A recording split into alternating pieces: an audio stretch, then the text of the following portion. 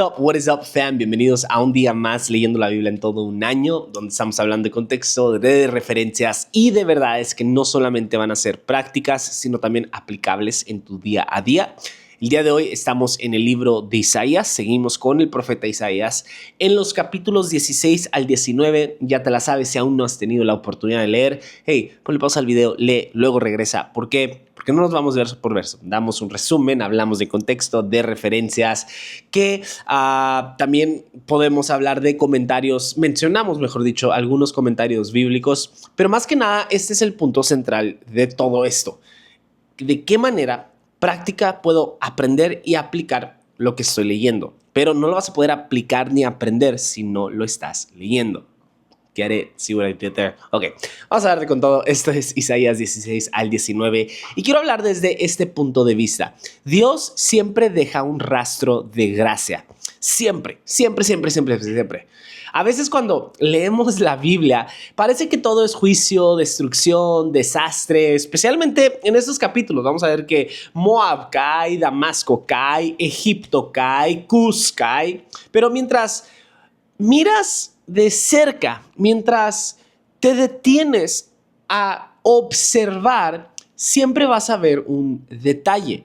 Una frase, un hilo, un rastro de gracia, porque incluso cuando Dios juzga, Dios nunca abandona.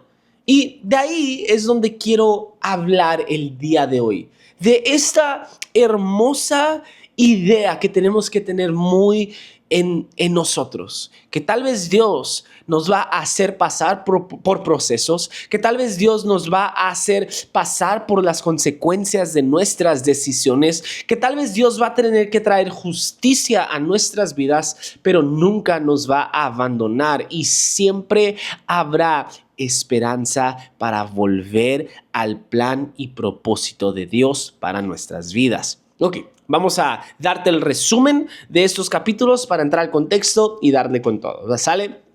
En Isaías capítulo 16 al 19 vamos a seguir dentro de estos oráculos de los cuales te vengo mencionando hace 2 episodios. Los oráculos contra las naciones, son oráculos de juicio, cartas de juicio.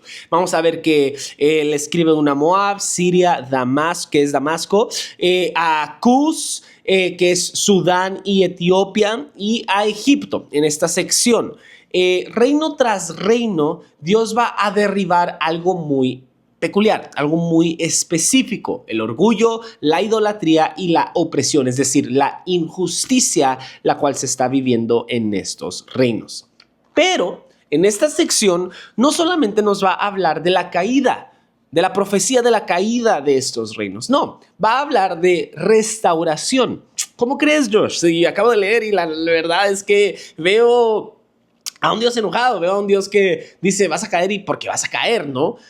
No, habla de restauración, habla de cómo aun cuando Dios disciplina, prepara el camino para algo mayor, para algo mejor. Y esa es la historia de nuestro caminar con Cristo. Isaías va a profetizar algo que va a pasar en Egipto, que Dios va a enviar a un Salvador ahí. Y la historia nos muestra que años después, comunidades judías en Egipto van a traducir la Biblia al griego. ¿Y por qué es eso importante, Josh?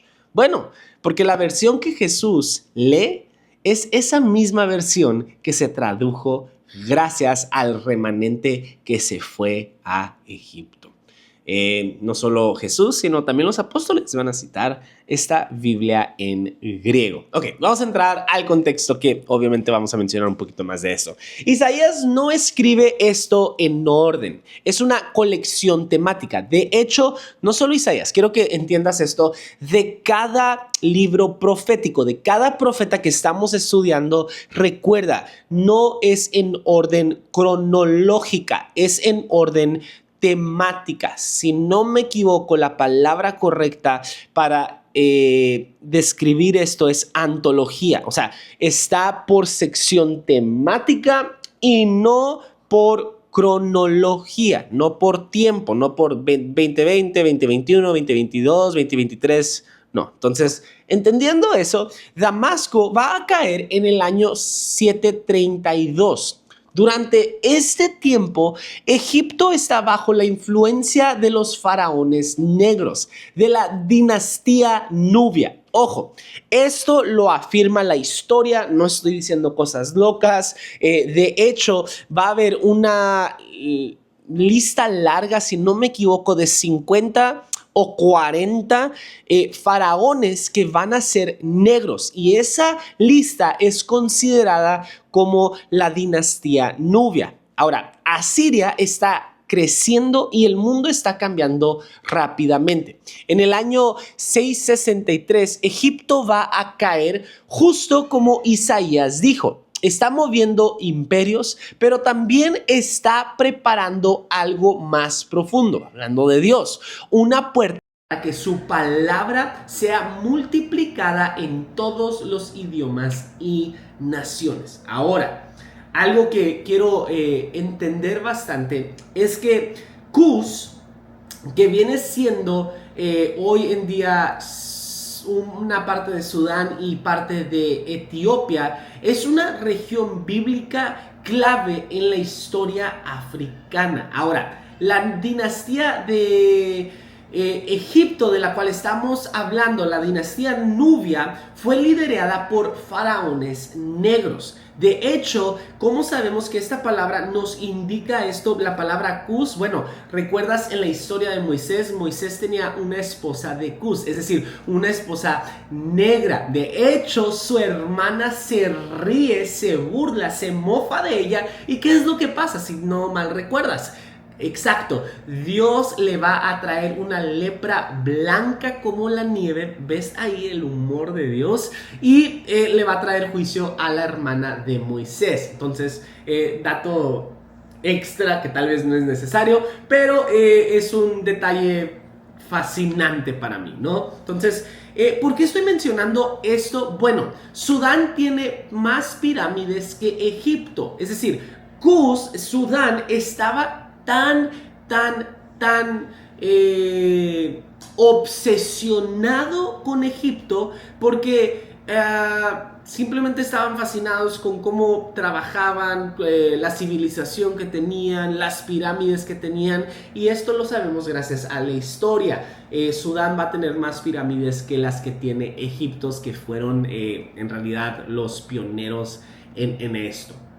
No solo eso, sabemos que después del exilio muchos judíos vivieron en Alejandría, en Egipto. Ahí se produjo la que hoy conocemos como Septuaginta, la Biblia en griego, la Biblia que Jesús mismo y los apóstoles citaron.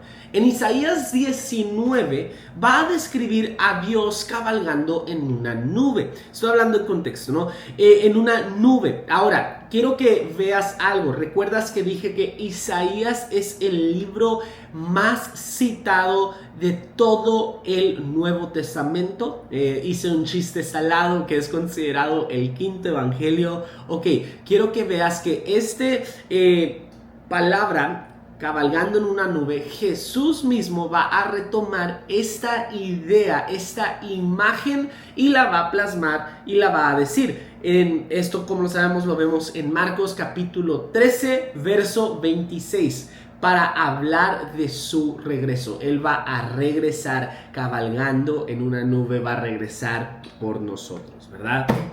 Viene aquel día. Y pues esto es en realidad parte del contexto que tengo para ti el día de hoy. ¿Por qué se me hizo muy importante mencionar lo de Cus y lo de Egipto? Bueno, porque en realidad en el año 586 hay un grupo de judíos que se van a Egipto, y ellos son los que escriben el Tenok en griego, que es esta versión de la Biblia, la Septuaginta. Y este es el libro que Jesús va a conocer, que Jesús va a estudiar, que Jesús va a leer, ¿verdad? Que va a citar no solo él, sino los apóstoles. Ahora, gracias a este grupo, a este remanente de judíos que fueron a Egipto, que después del exilio se fueron. Sabemos que, bueno, también Jesús se fue a Alejandría, a Egipto, por bastante periodo de tiempo. Ok.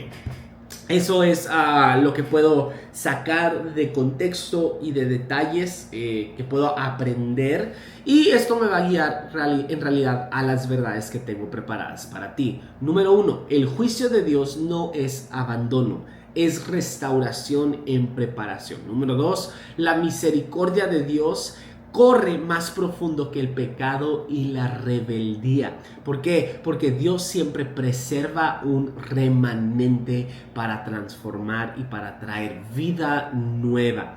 No solo eso, Dios sacude reinos, pero cuida corazones. ¿Por qué? Porque si estás en disciplina, no estás solo. Hay gracia enterrada en el proceso.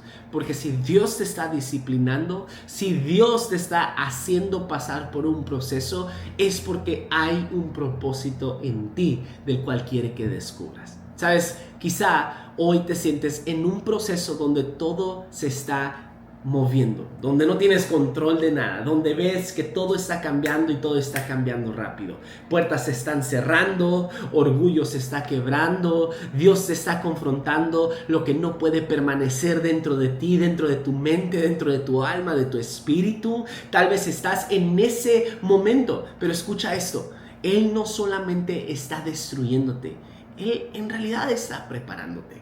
Porque incluso cuando Dios juzga, recuerda, Dios deja un testigo, deja una salida, deja un puente, deja un remanente, deja gracia.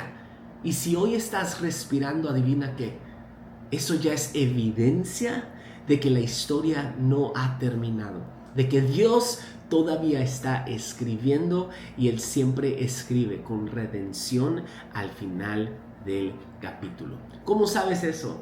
Ve, después de juicio tras Damasco, después de juicio tras Etiopía, después de juicio en contra de Egipto, en el verso 19 al 24 vemos que dice: bendito sea Egipto, mi pueblo, y Asiria, obra de mis manos, e Israel, mi heredad. Hey, eso me emociona, no sé a ti. Nos vemos el día de mañana. Estaremos leyendo Isaías capítulo 20 al capítulo 23. Estoy emocionado por ello. Nos vemos mañana. Bendiciones.